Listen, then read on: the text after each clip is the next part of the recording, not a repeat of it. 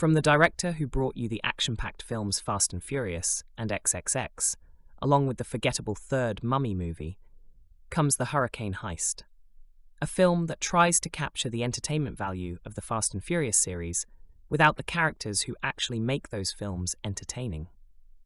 Directed by Rob Cohen, The Hurricane Heist, as the title says, is a film about a heist that happens during a hurricane. You get a CGI hurricane, some action sequences that take place during a hurricane, and a few one-liners that are said during a hurricane. Written by Scott Windhauser and Jeff Dixon, and probably a half a dozen other people whose names are not listed in the credits, the film stars Toby Kebbell, Maggie Grace, and Ryan Quanten. Toby Kebbell has done a few other films and shows and stuff. Maggie Grace you might recognize from Californication or the series Lost. If not, I would recommend both of those shows. Her stint on Lost was short and, well, forgettable. However, her time on Californication, well, that was short as well, but far from forgettable.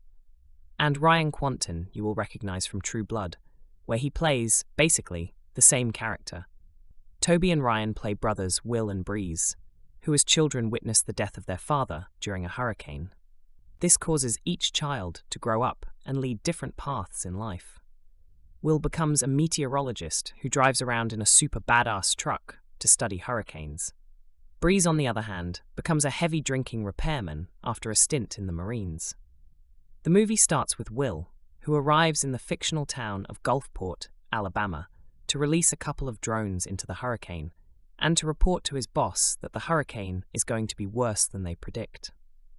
His boss, of course, doesn't believe him. Will then heads into town to warn his brother Breeze. On the other side of town we meet Casey, Maggie Grace, an ATF agent tasked with guarding pallets of old money from the Treasury that is sent to a government facility in Gulfport for shredding. As the storm picks up intensity, a small group of criminals break into the government facility with the help of an inside man. We are also introduced to a bunch of other one-dimensional characters, such as Sasha, Melissa Bologna, who I think is using some sort of Eastern European accent in this film. I'm not going to bother going further into more listings of actors and the characters they play. Let's just say everyone in this film is so one-dimensional that if they turned sideways, they would disappear. Basically, the bad guys have decided to use the hurricane as a cover to steal the money, while Casey, Will, and Breeze team up to stop them. I know this review so far makes it sound like I didn't like the film, and well, that's because I didn't.